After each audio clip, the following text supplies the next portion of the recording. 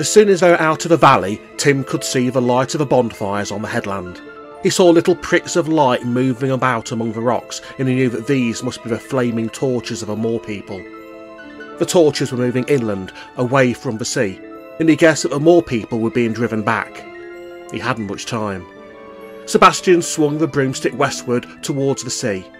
They came to the top of the cliffs. Sebastian flew the broomstick so steeply down the other side towards the water that Tim had to lean backwards and put his hands on the broomstick behind him. They came down to the sea. Sebastian took the broomstick out over the water alongside a point of land. The cove must be on the other side of this point, Tim said to himself. The Iron Man will be able to see us once we get beyond it. But there was no other way to go. If they went very far to the south and out to sea, they would never get to the island in time. The rocks came to an end. The broomstick cleared a point. The island was ahead of them over to the right. Sebastian flew the broomstick so close to the waves that every now and then Tim was splashed with water. Tim looked back into the little cove, and he could see the Iron Man still standing beside the boat. But the Iron Man was looking up the valley, not out to sea. Tim looked up at the headland above the Star Rocks. He could see the fires up there, and now and then a dark figure stood on the edge of the cliff. He could hear the clash of metal now, and the wild cries came on the wind. He looked ahead. They were nearly at Weirden's Island. The Star Rocks jutted up out of the sea on their right. The stone tower on top of the cliffs at the far end of the island stood out black against the sky. As they came to the island, Sebastian flew the broomstick steeply upwards. This time, Tim had to lean forward and hold on tightly with his hands ahead of him to stop himself slipping off backwards. They cleared the top of the cliffs and flew towards the tower. Tim's heart began to beat faster. He was on the alert, watching the island for any sign of movement, for any sign that anyone was there. The moon shone down on the cliffs and on the rocks and heather as they flew swiftly towards the tower, but Tim saw no one. They came to the tower itself. There was a high stone wall in front of it, with a big iron gate in the middle. The broomstick swept up to the stone wall and stopped by the iron gate. It floated in the air a little above the ground. Tim got off. Sebastian jumped down beside him, and the broomstick dropped onto the heather. Tim picked it up and hid it behind some rocks. He looked all around. A path led from the gate where he was standing down the cliffs to the sea. He could see stone steps leading down. That must be where the boat came in. He could see a kind of stone jetty below, but there was no boat there now. He turned to the gate. It had a big iron handle, but there was no lock as far as he could see. He turned the handle and heard a latch click up on the other side. He pushed and the gate opened slowly. Tim stepped through and found himself in a little courtyard in front of the stone tower. There were stone buildings on each side with doors in them. There was a big wooden door into the tower on the far side of the courtyard, and there were narrow windows in the side of the tower. There was no glass in them, but a glow of light from inside was shining through. They were too high up in the wall for him to look through. The moon was shining down brightly onto the stones, which paved the yard. Tim looked quickly all around. There was no one there. He shut the gate carefully behind him and walked across to the great wooden door, with Sebastian at his heels. The door also had an iron handle. He listened for a moment. He could hear nothing but the wind and the sound of the waves breaking on the rocks below. Tim gripped the iron handle of the door in both hands and turned it. He heard the click of a latch, but the door did not open. There was a keyhole below the handle. Tim pulled the iron key out of his pocket and fitted it into the keyhole. The lock was stiff and he had to use both hands to turn the key, but it did turn. He tried the latch again, and this time the latch clicked up and the door opened slowly inward. He found himself standing in a dark passage lit by a strange silver light. The light came from a silver curtain which hung across a passage a few metres in front of him. Tim bent down and picked up Sebastian. He pushed Sebastian under his anorak so he was quite hidden, and then he stepped to the curtain and pulled it to one side. There was a little hall in front of him. The walls were made of stone and there were 3 doors, one to his right, one to his left, and one ahead of him. Tim stepped forward. He made sure that the silver curtain didn't touch his anorak. The curtain dropped behind him. He put Sebastian down and lifted the latch on the middle door. The door opened. Tim drew a deep breath. He pushed the door back and stepped into the room beyond. He found himself standing in a square hall which took up almost the whole of the ground floor of the tower. There was no one there. There was a great stone fireplace in the alcove in the far wall, and a big fire of hot coals and wood was burning there. The firelight lit up the whole room. A big leather bellows stood beside the fire, and a great iron anvil stood in front of it. A large hammer was propped up against the anvil. There was a pile of iron scraps at one side of the room, and some kind of iron framework stood by the anvil. Tim looked at it closely, and saw that it was a half-finished Iron Man. There was a wooden chair and an old wooden table at the other end of the room. There were shelves full of big glass bottles. There were all kinds of strange coloured liquids and powders, and they reminded him of the bottles at the house of Melinda the Safe Witch. A stone staircase led up into the wall in one corner. Tim swallowed hard and closed the door behind him. "Arr," said Sebastian. He ran across to the anvil. Tim followed him. He picked up the big hammer. It was so heavy that he could only just lift it onto the table to look at it. "This must be it, Sebastian," he said. The head of the hammer was made of some kind of silvery metal, and the handle was made of brass. But the handle was decorated with strange lines and letters, with drawings of a moon and stars and strange creatures. It looked very old.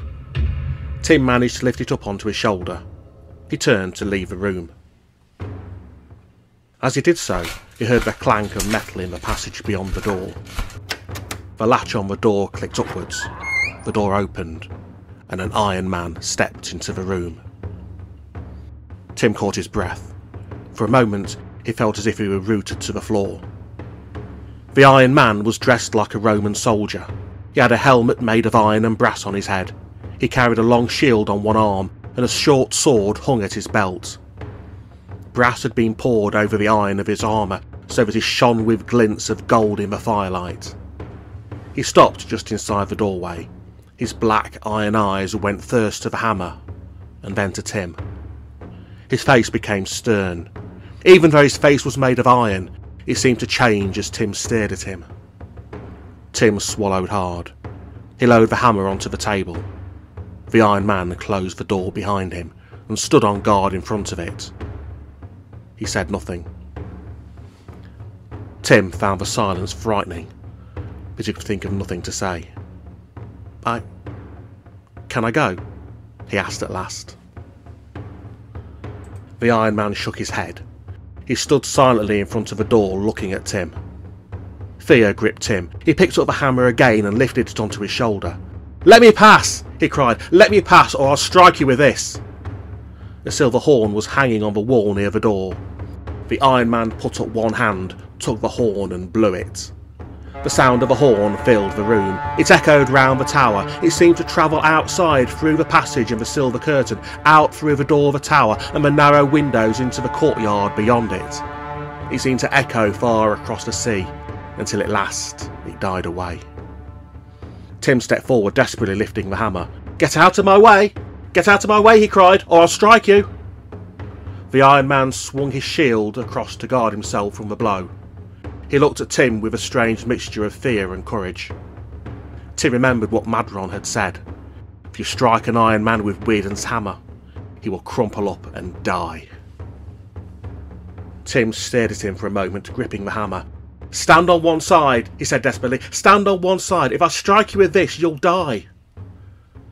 The Iron Man looked steadily into Tim's eyes, but he didn't move. Tim let the handle of the hammer fall back onto his shoulder. It was too heavy for him to hold up any longer. It was no good. He couldn't bring himself to kill the Iron Man. The Iron Man had done nothing to harm him. He hadn't even drawn his sword. Tim stepped back, looking into the Iron Man's eyes. The more Tim looked, the more he knew he couldn't strike the Iron Man. The Iron Man was looking gravely at him. There was no hatred in his glance. His face was made of iron, and yet he looked as much alive as Tim. Tim couldn't bear to kill him. He couldn't bear to see the Iron Man crumple up and die. The latch of the door behind the Iron Man clicked upwards. The door swung open, and a man stood there in the firelight. He was tall and very broad, and he wore a simple dark tunic fastened at the shoulders with silver clasps. He had a belt made of silver around his waist. He had a staff in his hand, and a long cloak swung from his shoulders. But Tim scarcely noticed what he was wearing.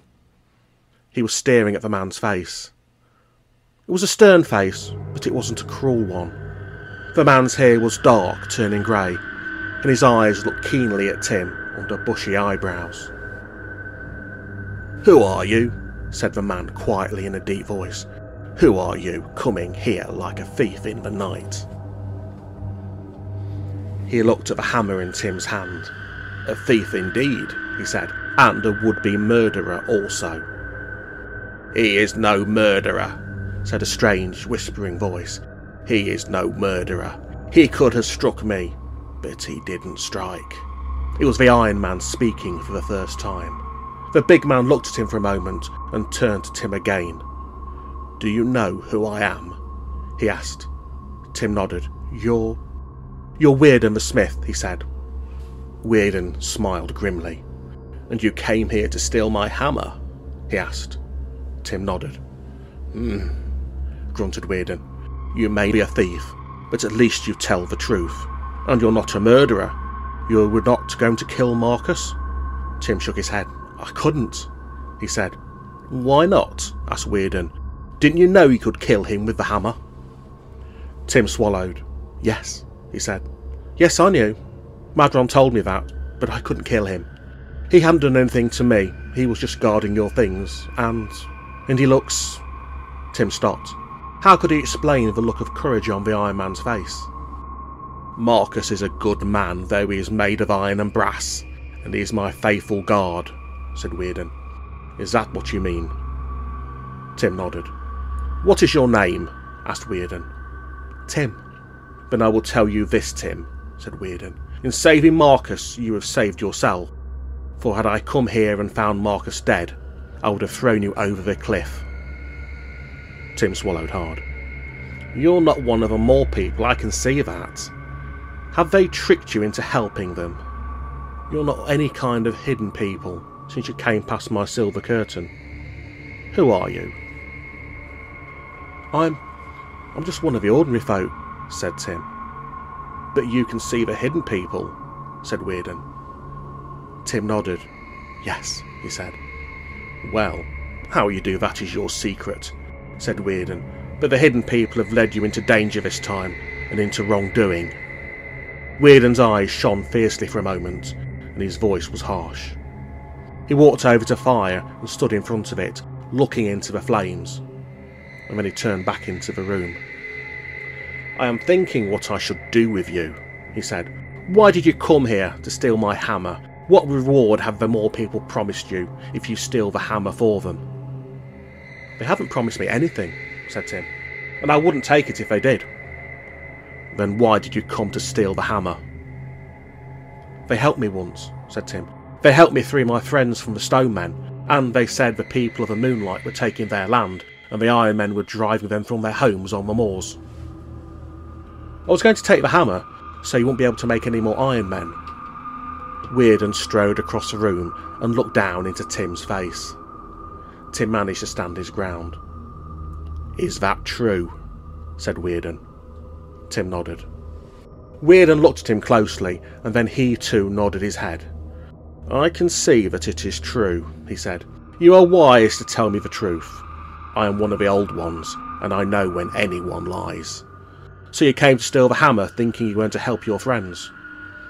Well, I can understand that. How did you get to the island?" Tim said nothing. He had already noticed that Sebastian had disappeared. He must be hiding somewhere. Tim hadn't seen Sebastian since he first saw the Iron Man. Sebastian was a strange one, and Weirden might have some kind of power over him. Tim decided it would be better for Sebastian if Weirden knew nothing about him. "Answer me," said Weirden. Tim shook his head. Weirden lifted his hands as if he were going to strike, and Tim stood as still as the Ironman had stood. He stared into Weirden's fierce, dark eyes. There was a moment's silence, and then Weirden dropped his hand to his side and laughed. "So you can be faithful too," he said, "and you must have known how dangerous it was to come here. You're not a fool. I'm beginning to think that the War people chose well when they chose you to get the hammer for them. But I must tell you, Tim, the Moor people are not right in this matter. The people of the Moonlight have always come to the headland by Star Rocks. There are 3 great stones on the headland. The people of the Moonlight set them there 1,000 years before the Moor people came to the moors. They come there in the moonlight to hold their dances and to work their magic. The very caves where the Moor people live were once the caves of the people of the Moonlight. Who are the Moor people that should drive them away?" "I didn't know that," said Tim. "No, they wouldn't tell you that. But you shall see the people of the Moonlight for yourself if I take you to the headland. Will you give me your word that you won't try to escape? That you'll come back with me to this tower?" "All right," said Tim. "I won't try to escape till I'm back." Weirden laughed again. "You're very honest," he said. "Very well, I'll not make you a prisoner till we are back. Come with me. We have driven the Moor people back to their caves, and the people of the Moonlight are on the headland now. I was just coming back when I heard the silver horn. Come." Marcus had been standing by the door all this time, but now he moved to one side. Weirden strode through the door and pulled the silver curtain to one side. Tim took a quick look round the room. There was still no sign of Sebastian, but there were high, narrow windows in the wall. They were too narrow for Tim to get through, but he was sure that Sebastian could escape through them if he wanted to. He followed Weirden out past the silver curtain, into the yard, and Marcus came with them. The moon was still shining brightly, but it was moving towards the west. They left Marcus by the gate and made their way down the steep cliff to the jetty in the little cove. A boat was tied to a silver ring in the rocks at the end of the jetty. Weirden stepped into the boat and Tim followed him. Weirden untied the boat and picked up the oars. He sat down and began to pull with strong strokes out of the cove and across the sea towards the Star Rocks in the headland. The moon was shining down and Tim could see the little cove. The Iron Man, who'd been standing there, had gone, and Tim wondered where he was. The sea was much calmer now, and the wind had died down. The boat seemed to almost fly over the water. There was a flat rock near the base of the headland. Weirden pulled in beside it and got out. He held the boat while Tim scrambled onto the rock beside him, and then tied it to another silver ring fastened to the rock. "This way," he said. He led the way to some stone steps. The great cliff loomed up over them, and they began to climb. The night was very still. At first, Tim could only hear the waves breaking on the rocks below him, but as he climbed higher, he began to hear strange music floating down over the edge of the cliff. At last they came to a little gully which led to the top of the headland. The steps ended. Tim scrambled up the gully after Weirden, over the rocks and onto the grass. The strange music filled his ears, and he stood staring. In the centre of the headland there were 3 great stones, and round the stones the people of the Moonlight were dancing. Tim thought they were the most beautiful people he had ever seen. They shone like silver, looking as if they were made of moonbeams. They were like silver shadows, and he could see the stones and dark moor through them. The women wore long, floating dresses with silver stars in their hair, and the men wore tunics and short, silvery cloaks, and bands of silver around their heads. They danced in a great circle as the strange music rose and fell. Tim didn't know how long he'd been standing there watching them, when Weirden touched his shoulder. "The moon is beginning to set," he said. "They will soon be gone." "Can we stay till they go?" whispered Tim. I've never seen anything like this." Tim didn't see Weirden smile in the darkness. "These are the people your friends want to drive away," Weirden said. "The people of the Moonlight weave their magic here. The Moor people want the headland for themselves." Tim said nothing. The moon was setting, and as it slipped towards the west, the people of the Moonlight began to fade. until at last the music died away and they were gone. "It's all over, Tim," said Weirden. "We will go back to the island." He led the way back down the cliff to the boat, and Tim followed him without a word. He climbed silently into the boat, and Weirden rowed across towards the island. Weirden tied up the boat to the ring in the stone jetty, and they made their way back up to the tower. The Iron Man dressed as a Spaniard was standing on guard just outside the door. He was standing in the place where Tim had hidden the broomstick. Tim wondered if Weirden had found it. In any case, Sebastian couldn't have got to the broomstick with the Iron Man there on guard. Marcus was waiting for them inside the tower by the anvil. Weirden had left his hammer well guarded. "So now your promise has ended, and you will try to escape?" said Weirden. "I won't promise not to. Not now," said Tim. Weirden grinned his grim smile. "Then you will have to be a prisoner," he said. "Marcus, take the boy up to the room at the top of the tower. Take him food and something to drink, and make him a prisoner there. I must decide what to do with him." Marcus moved stiffly across to the steps leading up to the tower, and Tim followed him. There seemed to be nothing more that he could do. The Iron Man clanked slowly up the steps, past openings covered by woolen curtains, till they came to a wooden door. It was fastened with iron bolts. Marcus pulled the bolts back and opened the door. He stood to one side and pointed to the room. "In there," he whispered in his strange, harsh voice. "Don't be afraid." Tim looked at him quickly. The Iron Man was looking at him almost as if he were a friend. Tim went past him into the room. Marcus shut the door, and Tim heard him shoot the bolts. The room filled the whole top of the tower. There was a window in each side, and these let in enough light for Tim to make out a wooden bed covered in sheepskins, a wooden stool and a table. It was very cold. He crossed over to a window and looked out. It was beginning to get light. Dawn was coming. There was no glass in the window, but just wide enough for him to squeeze through, but the ground was very much too far below him to jump down. It was very rocky too, and near the edge of a cliff. He could see the star rocks of a headland across the water. He heard the bolts on the door. It opened, and Marcus came in with a plate of food and a jug.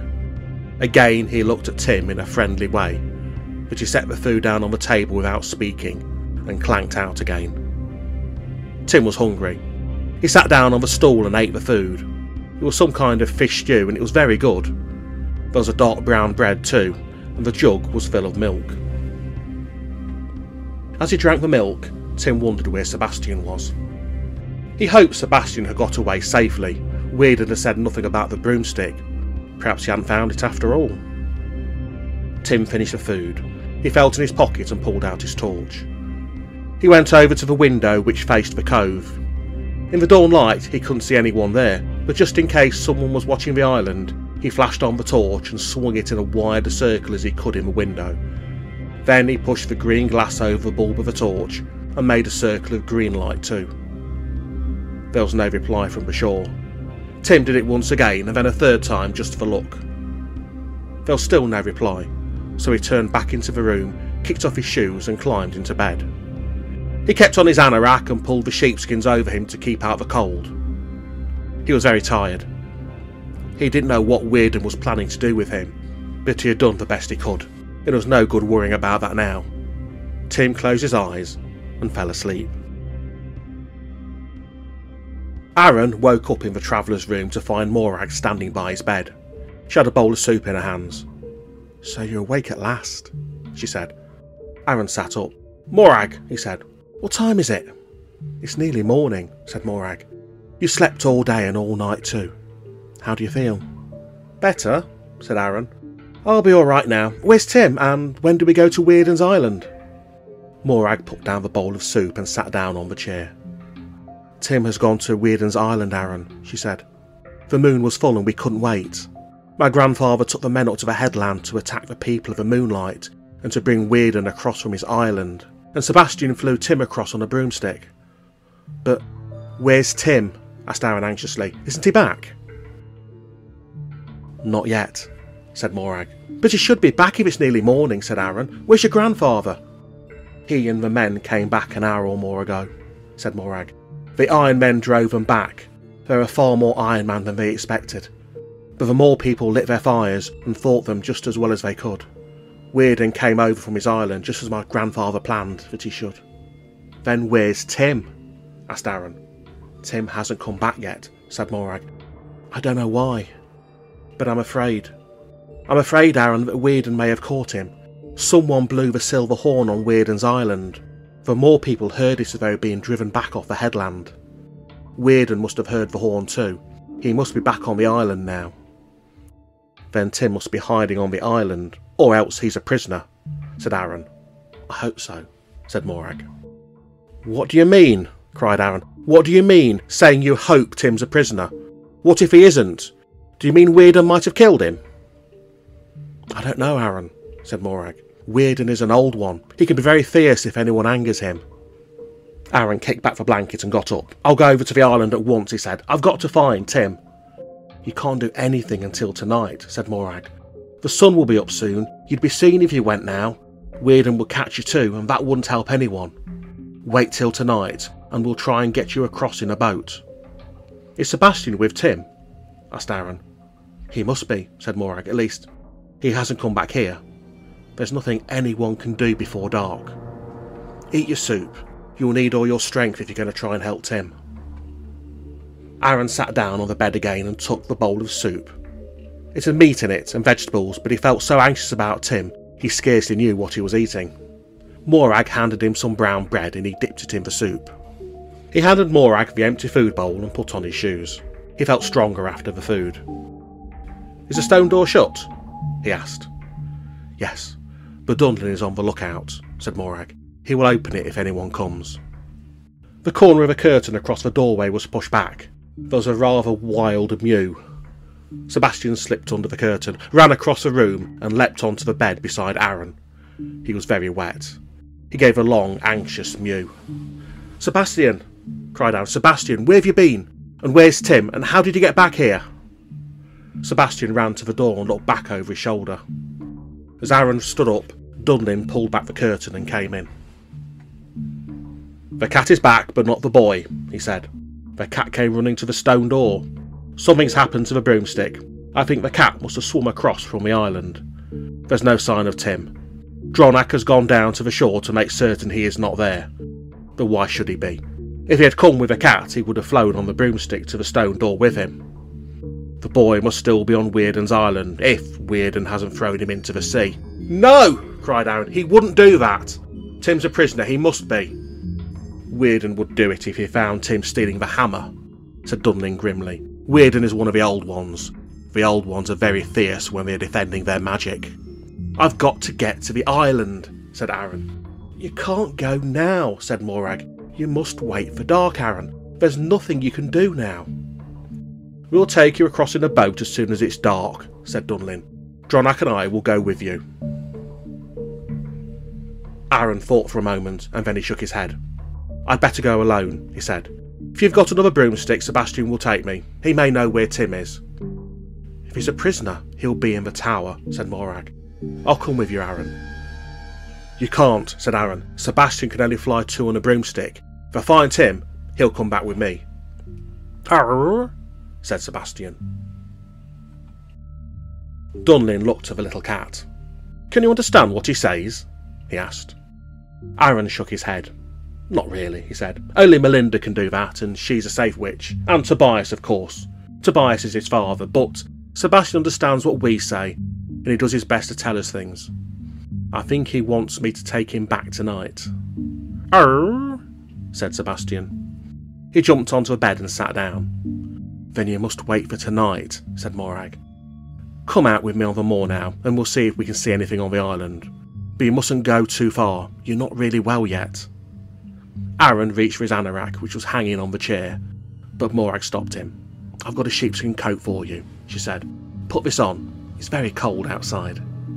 She picked up a sheepskin coat, which she'd set down on the floor, and handed it to him. Aaron put it on. They set off down the passage. It was clear that Sebastian meant to stick closely to Aaron. Aaron was feeling better all the time. They went out of a stone door. The sun was just coming up as they made their way cautiously over the heather, keeping a sharp lookout for Iron Men. But they saw no one. They came to a valley leading to the cove and looked out across the sea to Weirden's Island.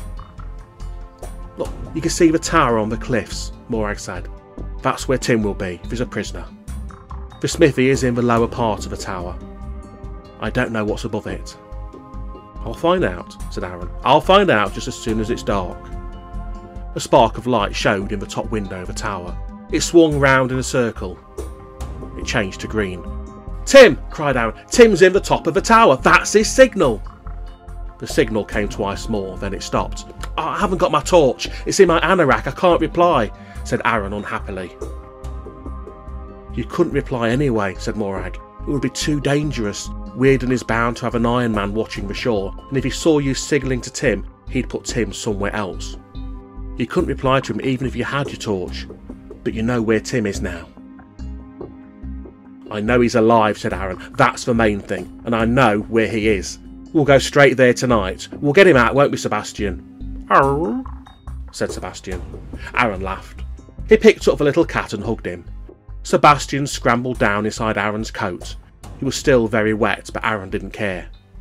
There were no more signals from the tower. They turned and went slowly back to the cave.